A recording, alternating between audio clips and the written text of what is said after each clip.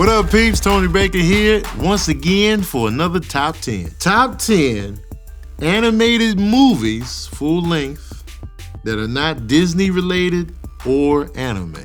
And Pixar they with Disney now. So no Pixar movies are on this list. If Pixar was on this list, my top 10 would probably be all Pixar.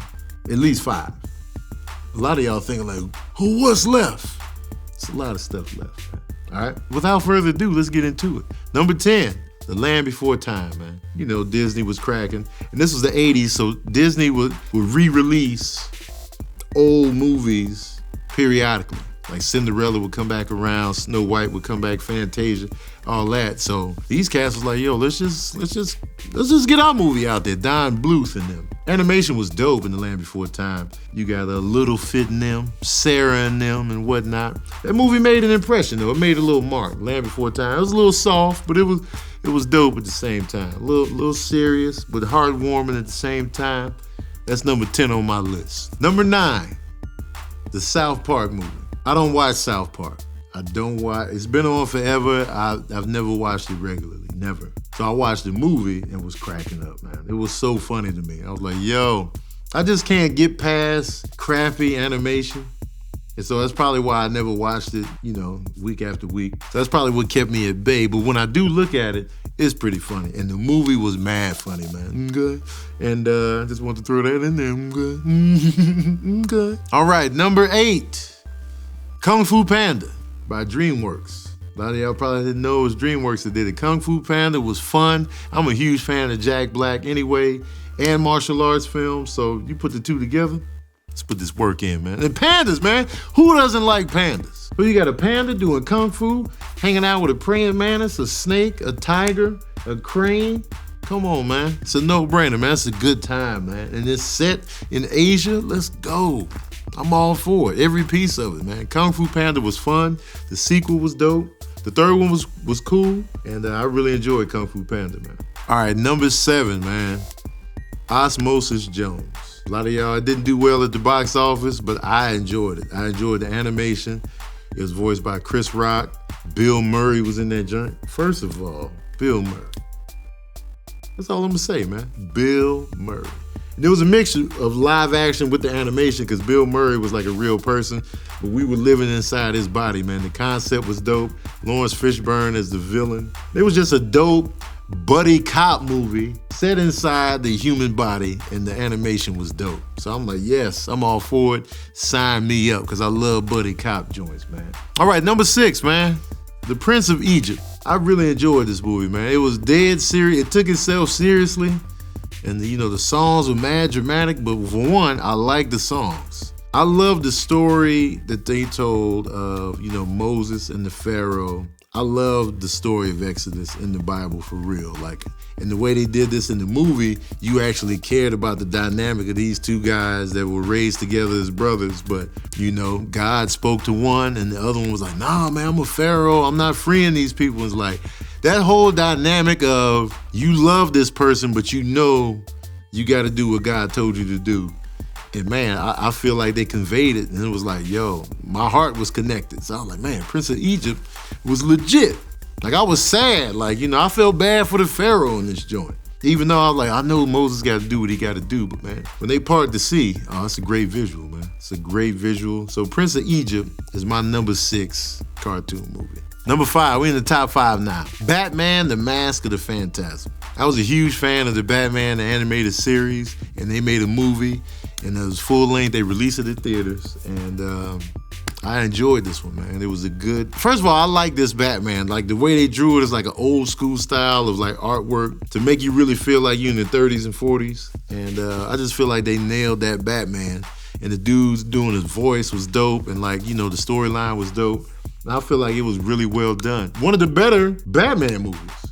I would say probably you got The Dark Knight Rises, Batman Begins, maybe Batman, The Mask of the Phantasm. Maybe.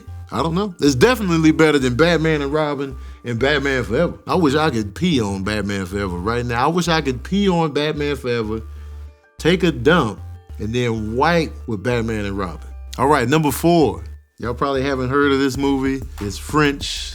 It's The Illusionist. The same guy that did The Triplets of Belleville did this movie, The Illusionist, and it's like a French film, but it's all animated, full length. It's dope. Like, the animation is dope, and just the storyline was really dope, compelling. A lot of it's no dialogue, but man, I don't know, I like the feel, the look of it. I felt like I was in France, even though I'm just watching the cartoon.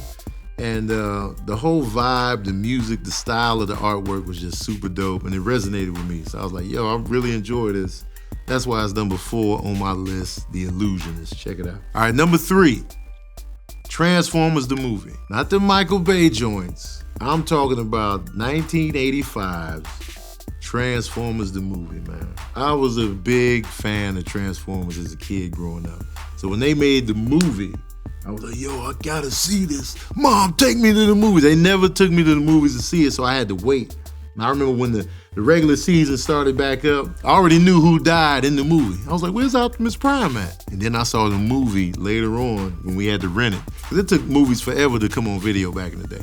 I was watching it. I watched Optimus Prime die. And the only reason I didn't cry is because it was girls there. I was at my brother's girlfriend's house. Her sisters were there. I was like, I can't cry. I can't cry in front of these girls. I can't do it. I kept them open. My eyeballs was as dry as toilet tissue. If I blinked, them tears would have rolled down. And I was just sitting there wide-eyed. Because Optimus Prime was my guy, man. If you haven't seen this one, it's better than all the movies that have been made. Transformers the movie is the movie to beat, okay? Number 2, Shrek. Of course, you thought Shrek wasn't gonna show up on this list? You kidding me? Shrek? Donkey? Fiona? Come on, man. Goes without saying, Shrek was incredibly funny. It was dope, hugely successful. It was just crazy funny, man. And I remember I went to see it. My expectations were low. I was just like, whatever. And boom, it was mad funny. And I was like, yo, this movie's dope. I saw it twice at the movie theater. The sequel was good. Shrek was one of those characters that really just caught on, people connected with, extremely popular. Mike Myers did his thing, Eddie Murphy did his thing. The gingerbread man getting interrogated, that scene alone will get you in the top 10, man. They ain't had to do the gingerbread man like that. Come on, man. Put his leg back on. Shrek is my number 2. And some people say I look like Shrek, man. I'm sick of it. All right, honorable mention time. Chicken Run, the Lego movie, the Lego Batman movie, Paranorman, Wallace and Gromit. People want me to throw Space Jam in the honorable mention section, but I just felt like Jordan wasn't strong enough to carry the picture. All right, number 1, the number 1 animated movie pick, non-Disney, non-anime, The Iron Giant. I love this movie top to bottom. I love the style of the animation. I love how it's set back in the day. I like the relationship between the boy and the robot, man. Vin Diesel, it might be Vin Diesel's best role. It was just perfect, man. Like, the Iron Giant was dope too. The stuff he could do, it was funny. Like, the main villain was dope. And I remember the first time I saw this movie, I snuck into the movie theater. This is when I was still sneaking in movies. I remember the day I saw it. We paid for Mystery Men. We slid up in the Iron Giant to buy some time. And I was like, yo, this movie was dope. It was touching. It was a tearjerker, you know what I'm saying? And then after that, we went into The Sixth Sense right before. And this was opening weekend, so nobody knew how dope The Sixth Sense was. The movie I paid for was the weakest one of that whole night. But The Iron Giant is one of my favorite movies, man. I love watching it. Anytime it's on, I'm going to watch it. And it's just one of those movies that touch my soul. Let me know about your list in the comment section below. What did I forget? What should I add on? And make sure it's not Disney before you come in with your weak arguments. And fight me, though, if you disagree with my top 10, man. Don't forget to like, share, and subscribe. And as usual, we out here.